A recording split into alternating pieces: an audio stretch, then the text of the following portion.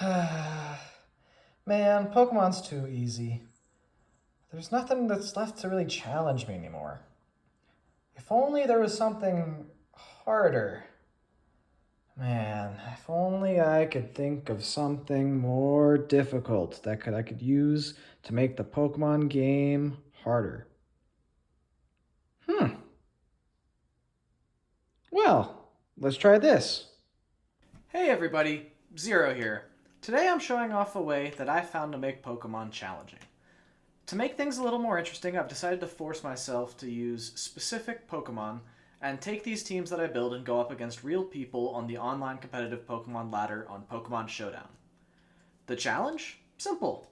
Starting with my first team, I can only use Pokemon in alphabetical order, and only once per letter, with the goal of winning a game of Pokemon with each letter of the alphabet. My opponents, of course, have no such restriction, and will be able to use any Pokemon they want to take me on. It's going to take a lot of strategy, skill, and a whole lot of luck to win one, much less all of these battles. So without further ado, let's see how it goes. For my A Pokemon, I had a few different options to consider. Alomomola is one option as a strong wall, and with Regenerator as its ability, it's a really tough Pokemon to bring down. Another option is Arcaludon, a new Pokemon introduced in the DLC, as a new evolution to the already decent Duraludon. But in the end, I decided to go with Azumarill. Water Fairy is great typing, and with huge power, its middling base 50 attack stat jumps all the way up to base 100. Combine that with Aqua Jet for priority, Play Rough and Waterfall to hit hard, and Trailblaze to raise my speed exponentially, Azumarill poses a major threat to my opponents. I'm making its EVs bulkier so that I can take a few hits, and giving it the Assault Vest to make it even bulkier on the special side. B has fewer viable options to choose from. Barraskewda has a nuclear base 123 attack stat and 136 speed. Blastoise now gets access to Shell Smash, making it a dangerous sweeper. But as I already have a water type, I wanted to make sure that I get a decent amount of type diversity. With that in mind, my choice for B is Blaziken. It gets speed boost, giving it an easy way to steamroll with Swords Dance. And for its attacks, I gave it Flare Blitz and Coast Combat for stab, with Protect as the last move to ensure that I get at least one speed boost off, along with scouting opposing Pokemon for potential threats. C, back to form, has a number of great options. Cinderace is a staple who can swap hazards with Core Change, in addition to being both fast and strong. There are a number of other options as well, but the Pokemon I went with was Corviknight. It's bulky, has Recovery and Roost, and can remove hazards with Defog. Giving it Rocky Helmet means I can switch it in on physical attacks and hit them back while taking minimal damage in return.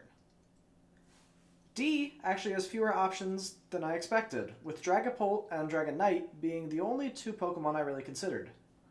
Dragapult ended up being the Mon that made the most sense on this team given the versatility of its different sets.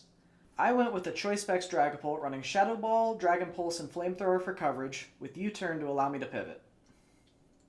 E also has very few viable options, and after a bit of deliberation, Enamorus was the clear choice. It's a strong, fast, special attacker, and with a Choice Scarf is likely going to outspeed most of the Pokemon I'd run into. And with Moonblast, Earth Power, and Mystical Fire for coverage, and Healing Wish for support, it should be an integral part of this team. To round out the F slot, I wanted something that could cover a number of our weaknesses, and also set up hazards. With that in mind, and with honestly very few F Pokemon in general, Flygon was the clear choice to round out the squad. Ground typing means it's immune to the electric type attacks that Azumarill, Corviknight, and Enamorus bait out. It gets access to Stealth Rocks, which will be crucial, and Earthquake and U-Turn to hit hard and pivot respectively. Since I threatened out a number of Pokemon, I threw Dragon Dance on as the last move to make Flygon a potential setup sweeper as well. But that's enough about the team, let's jump right into the battle. My opponent starts out with his Golurk as I send in my Flygon. I set up Stealth Rocks as he hits me for big damage. I pivot out into Dragapult and make quick work of his Golurk. After pivoting out into my Corviknight on his Araquanid, we trade quite a few turns back and forth, with the end result being both of our Pokemon going down in the same turn, thanks to a lucky crit on his end. I send back in my MVP Dragapult, and Draco Meteor makes quick work of his Garchomp. He sends in Comfey, which is a deceptively huge problem for me. With Triage, it has +3 priority to all of its healing moves, meaning it will outspeed all of my Pokemon and heal itself back up. It makes short work of my Azumarill as I'm forced into Enamorus, my only Mon who can take a hit from it.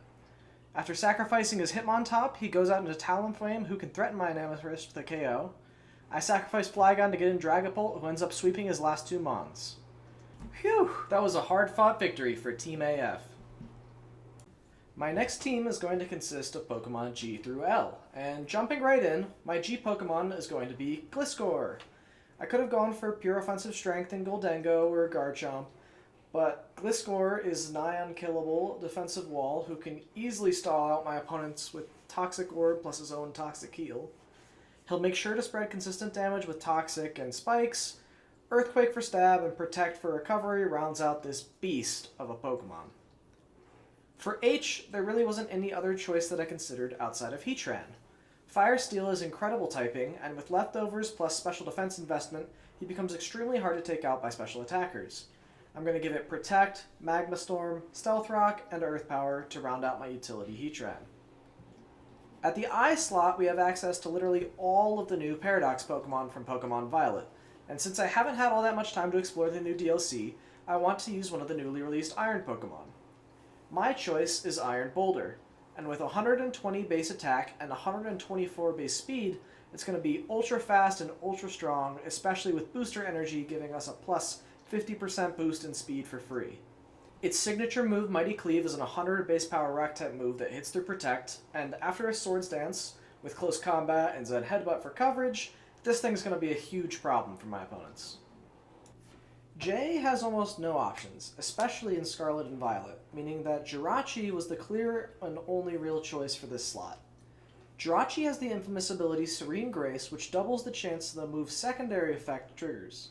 So Iron Head goes from a mere 30% chance to flinch, to making the opponent flinch more than half the time. Choice Scarf ensures that I'll be outspeed most Pokemon, and with Trick, I can force one of my opponent's Pokemon into holding a choice item they definitely don't want. Body Slam gives me a 60% chance to paralyze, and U-Turn allows me to switch out if I switch in on something I'd rather not. I can already tell at team building that this Jirachi is going to be a menace. K, on the other hand, brings us back to another set of fantastic options. The king of OU, Kingambit, is here, along with the mythical Pokemon Keldeo. But what this team needs right now is some good type coverage. And Kyurem's Dragon Ice type gives us a lot of what we're missing here. 130 base special attack with a decent amount of bulk, combined with choice specs, means this mod can switch in and hit back hard. Freeze Dry, Ice Beam, Draco Meteor, and Earth Power all hit extremely hard and cover a wide variety of the metagame. This Pokemon is a legendary for a reason, after all. I know that I just mentioned that type diversity is important, but at the L slot I quickly locked in Landorus Therian, another ground-flying type like Gliscor. Unlike Gliscor, Landorus has a base 145 attack stat, meaning that it will hit very hard even with no investment. I give it Rocky Helmet, which was an MVP last game, and fill it up with Earthquake, U-Turn, Taunt, and Smackdown. And with max HP, max defense, Landorus is going to be a very deceptive physical wall. And with that, we're ready to jump back into battle.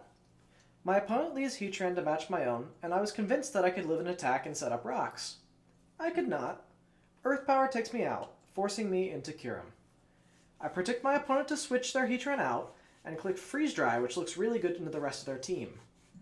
It ends up killing their Dragonite on the switch, who makes me look way better at Pokemon than I actually am. After pivoting around for a bit, we end up having to sack our Landorus to get in our Jirachi cleanly against their superior.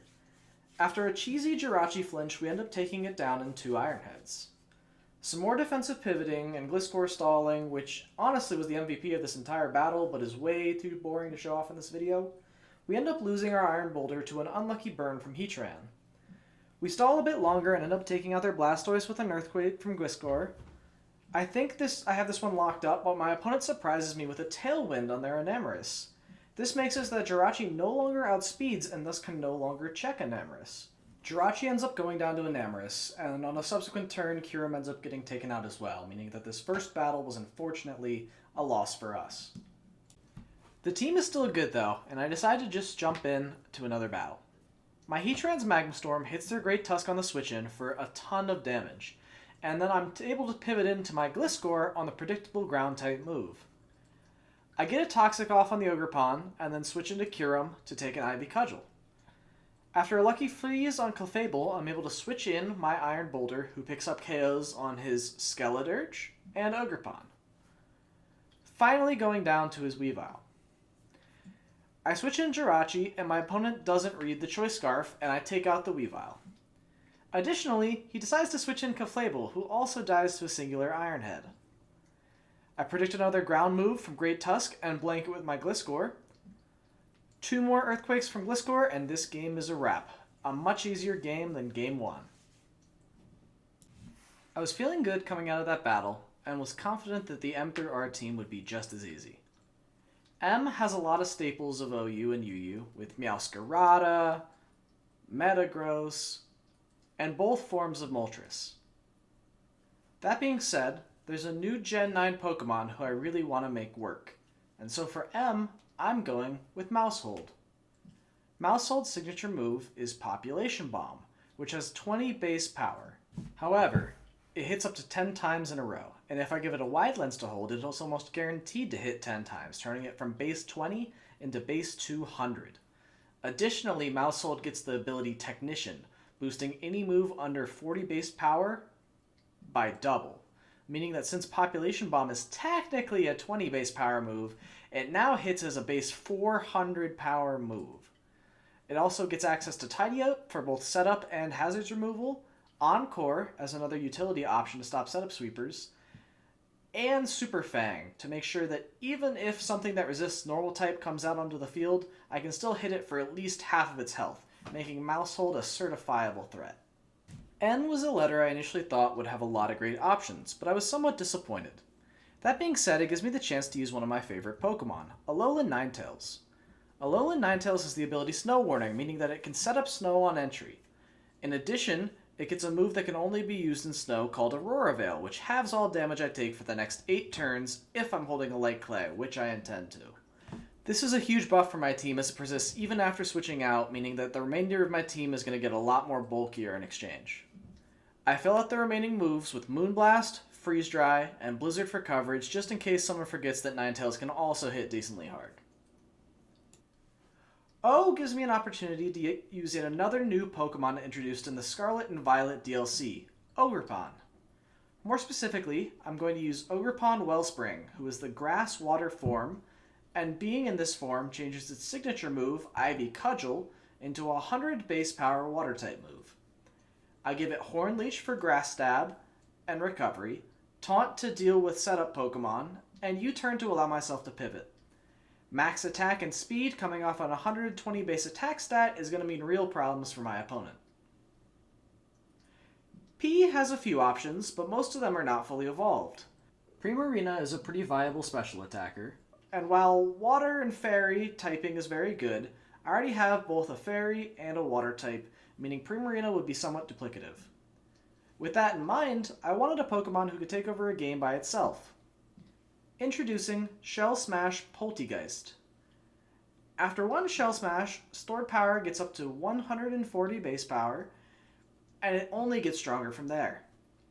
Rounding out the moveset with Shadow Ball and Terra Blast for coverage means this Pokemon should be a massive threat. Q has unsurprisingly minimal options, and while I don't really need another water type, Quaquaval is the choice I'm going to go with. Aqua Step combined with Moxie means that I can boost both speed and attack at the same time. I give it Roost for recovery, Knock Off for coverage, and Rapid Spin to remove hazards from my side of the board, while also giving it another option to boost up its speed.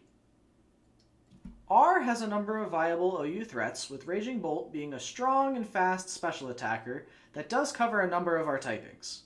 Additionally, Rillaboom would give us a strong priority grass move in Grassy Glide, and extra longevity via Grassy Surge. But in the end, I decided to go with a different Paradox Pokemon, Roaring Moon. Dark and Dragon typing is great, and with great attack and speed stats, it should hit hard right out of the box, much less when we give it a booster energy boost. I give it Dragon Dance for setup, Knock Off for stab, and Acrobatics and Earthquake to round out its offensive coverage. With the team built, we can go ahead and get back to battling. And while I wish I could say that this next battle was as exciting as the previous ones have been, it really just wasn't. I was up against Stall, and for your viewing pleasure, I'll just show the whole battle, but really sped up. My opponent's team was full of bulky Pokemon that ignored most of my stat boosts and slowly but surely whittled my team down. If Pokemon was a game played over an infinite amount of time, then I'm not sure how this battle would have gone down. But fortunately for me, these battles are played with a timer, and because my opponent's strategy was to stall, his timer would go down a lot faster than mine. After a lot of back and forth and making sure that I didn't make a mistake, I was able to win the war of attrition and the battle itself due to my opponent running out of time. Does this make for the most exciting content? No. But is time a totally viable win condition in the world of Pokemon battles? Of course. I wasted 15 minutes sitting in just this one battle, switching back and forth constantly with my opponent. So I'm just going to take the win and keep on moving. Back to some more interesting content, we get to make our penultimate team. For the S Pokemon, we have a number of great options. Superior is a fast and strong grass type. With Contrary plus Leaf Storm, it can quickly snowball out of control. Skarmory is an extremely strong physical wall who can also set up hazards and just be a general nuisance to my opponent. But for the Pokemon I decided to go with, it's a bit of old, a bit of new, and that's Hisuian Samurott.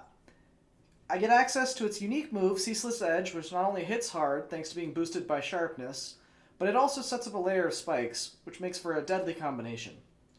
I give it Aqua Cutter and Knockoff for stab and utility respectively, and Sucker Punch is the last move for some priority. I give it a Focus Sash to hopefully guarantee at least 2 layers of spikes. The T Pokemon have Torkoal, who could be an interesting option as a Pokemon to build around, since it can set up Sun for free, and that would boost a bunch of different Pokemon that I could choose to outfit my team with. T also has Ting-Lu, who's extremely bulky, really good at getting up hazards, but I already have Hisuian Samurott for that, so I decided to go in a different direction. And that direction is Shell Smash Torterra. Torterra getting access to Shell Smash this generation has skyrocketed its viability, and a combination of Wood Hammer and Earthquake means it's going to hit really hard with both of its stabs. I give it Terra Blast as the last move with Terra Electric, allowing it to hit the flying types that would normally give it a hard time. At the U slot, there are a grand total of 4 legal Pokemon. Fortunately for us, one of these Pokemon is really good, Ursaluna. It's the new evolution to Ursaring and has a monstrous base 140 attack stat. Its move of choice is Facade, since after a burn from its Flame Orb, it gets boosted to 140 base power, it gets a stab boost, boosting it by 1.5 times, and Ursaluna's ability Guts gives it an additional 1.5 times boost because we're burnt. This means that anything that doesn't resist normal is likely dead in one shot. I give it Stone Edge for coverage, Earthquake for ground stab, and Trailblaze is the last move to give it an option to boost its speed and become an even bigger problem for my opponents since naturally its low speed is the only thing really holding it back. Going into this, I thought that V would have very few options, but there are more V Pokemon than I remembered. Venusaur is a good option, especially if we were going with Torkoal thanks to Chlorophyll boosting its speed by double in the sun. Volcanion is a mythical water-fire type that hits really hard on the special side, but the Pokemon that starts with V that best fits on this team is Volcarona. Volcarona is extremely dangerous as it can set up with Quiver Dance and take over games by itself. I give it Fiery Dance and Bug Buzz for stab, and Giga Drain to hit water types for big damage while healing myself back up. W has Walking Wake, a monster in OU that also gets buffed by the sun, and at this point I'm heavily considering going back and adding Torkoal in and building a whole team around Sun, but I'm pretty lazy and can't be bothered to go back, so we're just going to go full steam ahead with Weavile. It's a fast, strong, dark, and ice type that gets access to Sucker Punch and Ice Shard for dual stab priority moves. I'm only going to use Ice Shard though, as I'll put Knockoff in as my dark type stab.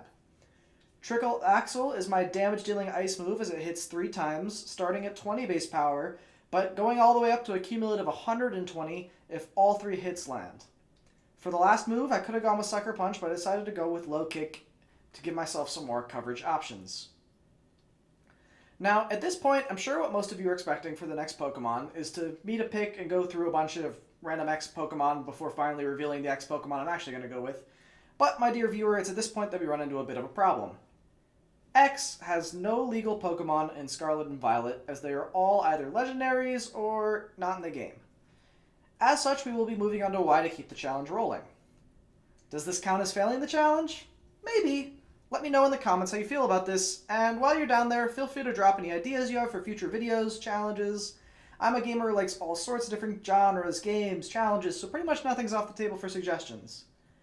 In any case, at the Y slot, we don't have many options, as most of the Pokemon in this letter are unevolved.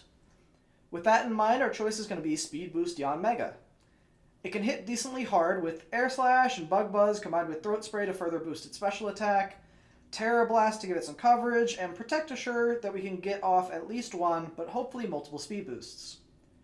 With the team built, let's get this battle going. Turn 1, I set up spikes with Ceaseless Edge, and get red carded out into my Ursaluna, who takes a Will-O-Wisp from his Rotom Wash. Thanks opponent for doing my job for me. I tank a Hydro Pump and kill the Rotom with a Guts boosted Facade. I predict the close combat on Iron Valiant and pivot out to my Yanmega to tank it. I end up taking it out with Air Slash, as my opponent switches in Hatterene and KOs my Yanmega after a Calm Mind. I go out into my Samurott hoping to pick up a KO with Ceaseless Edge, but it misses and my opponent is able to get back a ton of HP with Draining Kiss and take out my Samurott. I have to take out this Hatterene before it becomes a major threat, so I commit to a Terra Ice Triple Axle for my Weavile, who fortunately picks up the KO. My opponent switches out into his Alolan Ninetales in what feels like a betrayal from an old friend, and I go out into Volcarona to hopefully pick up a KO.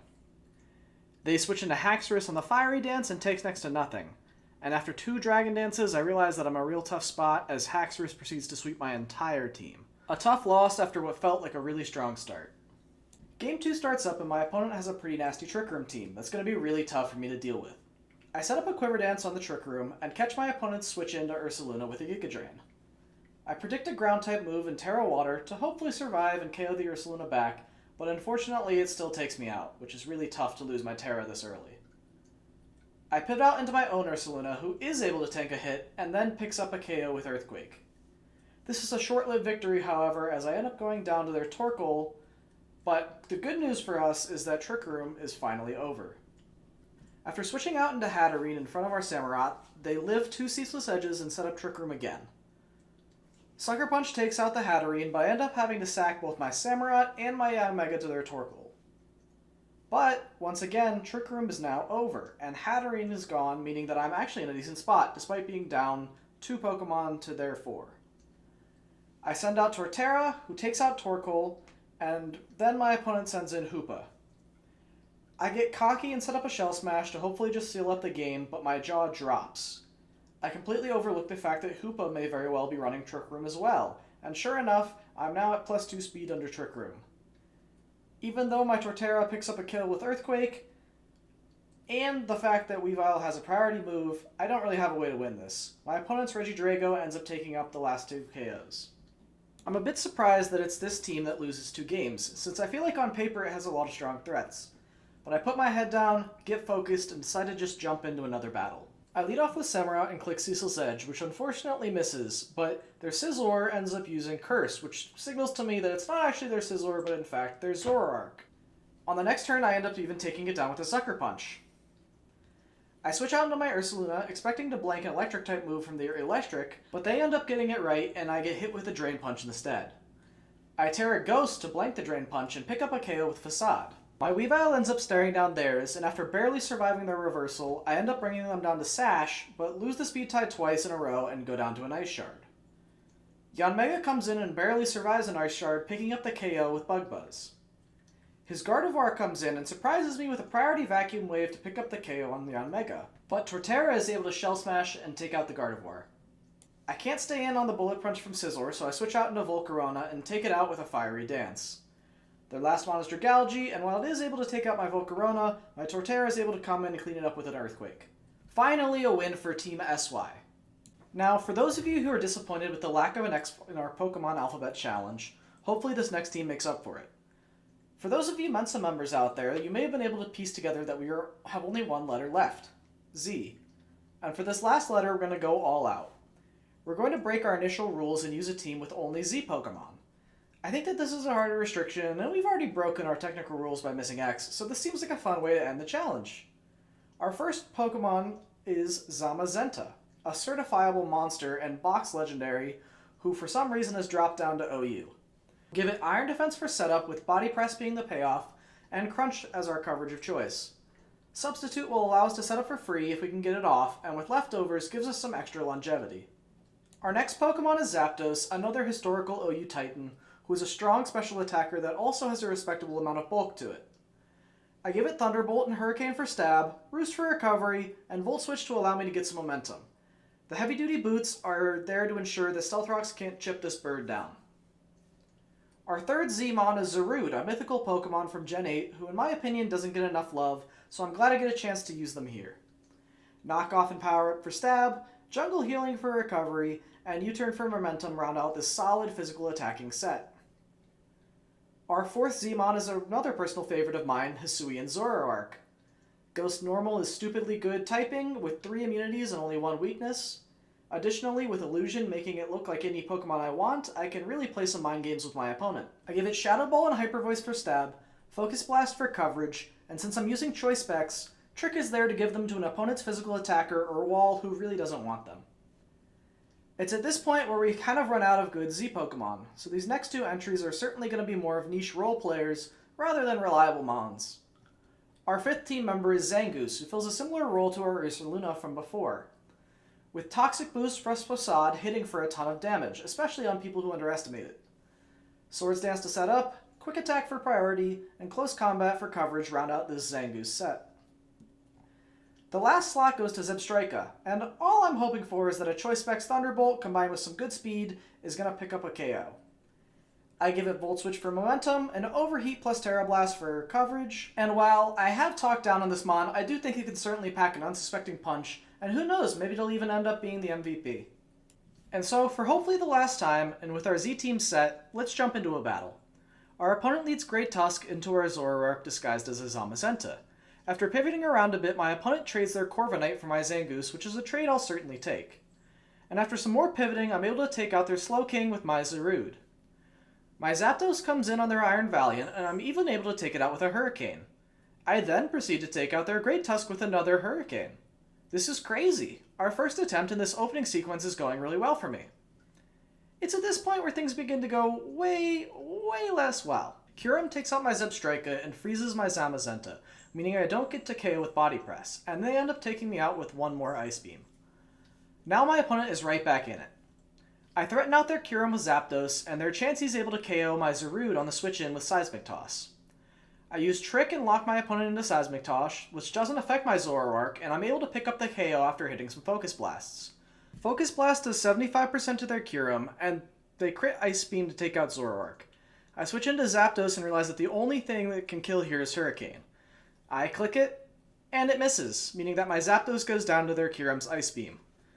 Couldn't I have just clicked Roost and healed up a bit? Yes. Am I an idiot? Also yes. And so, Game 1 is a razor-thin loss.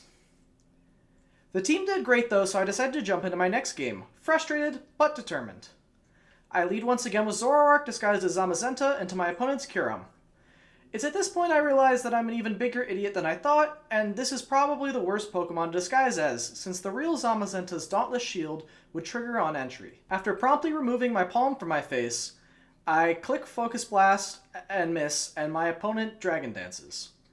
I send out the real Zamazenta, who eats up my opponent's Icicle Spear. I do a bit over 50% with Body Press into another Dragon Dance and pick up a lucky KO after my opponent misses Scale Shot. My opponent's Darkrai comes in and KOs me back with Focus Blast. This is a somewhat even battle, but I've lost my best Mon, and my opponent's Gliscor comes in and kills 3 of my Pokemon with Earthquake, while stalling and healing all the way. I decide that this game is a wash, and quickly decide to go to the next one. Game 3, my opponent has a much more manageable team, that really doesn't look like an OU team at all. I lead Zoroark again, this time disguised as Zarude, into my opponent's Mousehold. They click Population Bomb, which doesn't affect my Zoroark, and I pick up the KO in return with Focus Blast. I pivot Zapdos into Hawlucha and kill it with a Thunderbolt. My opponent then sends out Tinkaton, but ends up forfeiting as they realize that their remaining Mons really don't have a chance against my full team of 6. We did it! We beat Pokemon using the alphabet. This was a really fun challenge, and I encourage those of you who made it this far to try it for yourselves. If you find better Pokemon or combinations, feel free to let me know down in the comments. If you want to see me play games and or do Pokemon challenges, you can find me streaming this content live at twitch.tv/ZeroTo Live. I also have a second channel where I upload stream VODs, also called ZeroTo Live, if you want to watch any of those. Thank you so much for watching. If you enjoyed the video, please leave a like and go ahead and subscribe to the channel, because I'll be releasing more videos in the future. And if you didn't like the video, or if you have any critiques, comments, suggestions that I can incorporate in the future, please let me know. I am new to this, I'm still learning, so any comments that you have on that, please leave those in the comments down below. I'll be more than happy to read them and take them into account for my next videos. But in any case, thanks everyone for watching, so peace out, gamers!